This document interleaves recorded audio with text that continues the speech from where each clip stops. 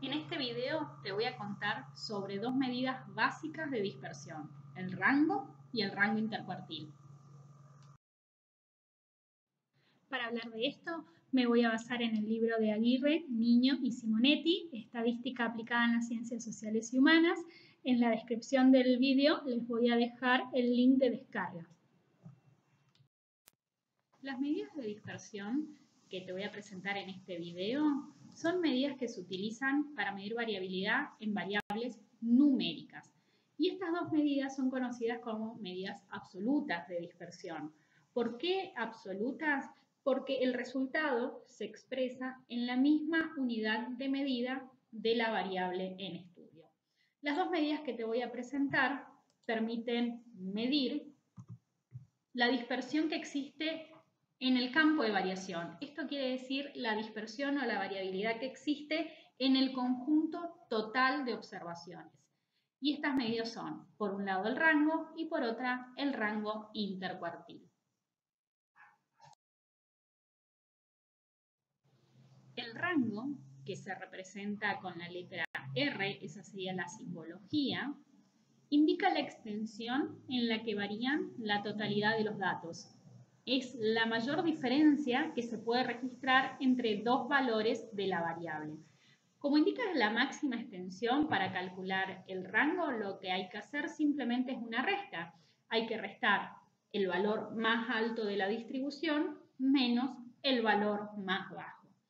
Por ejemplo, en una clase de estudiantes se podría identificar al estudiante con más edad y al estudiante con menos edad y de esa manera calcular el rango de edades que hay en la clase.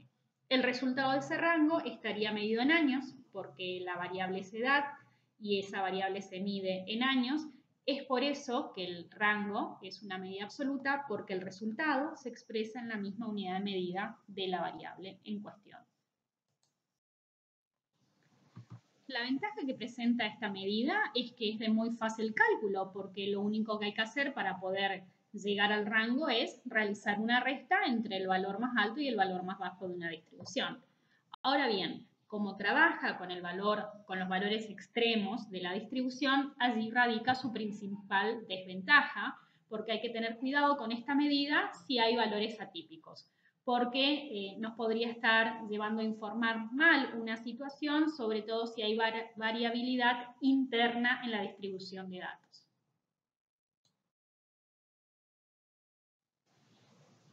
Otra medida que se suele utilizar para medir dispersión en términos generales en una distribución de datos de una variable numérica es el rango intercuartil.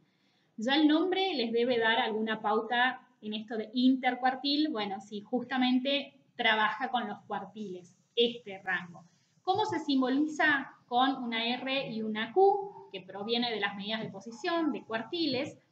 Este rango lo que mide es la extensión en la que varía, pero ya no la totalidad de los datos, sino el 50% de los datos centrales de la distribución.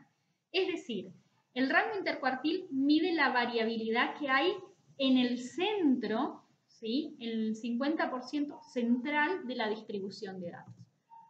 Por lo tanto, para poder calcular este rango intercuartil, hay que trabajar con los cuartiles, básicamente con el cuartil 3 y con el cuartil 1, y lo que hay que hacer es una resta entre estos cuartiles.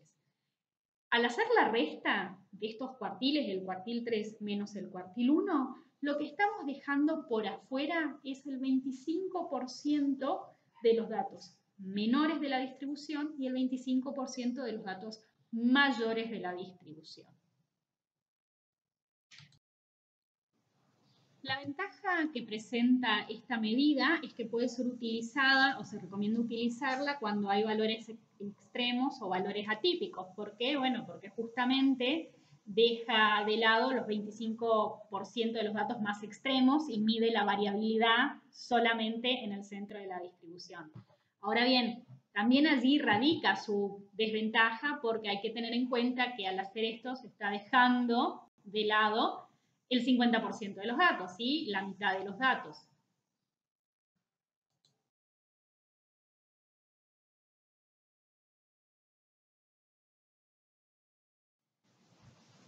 En este breve video, entonces, les he presentado las dos medidas de dispersión más básicas que se utilizan, que son el rango y el rango intercuartil, el concepto de estas medidas, cómo se calculan y las ventajas y desventajas para un correcto uso de ellas.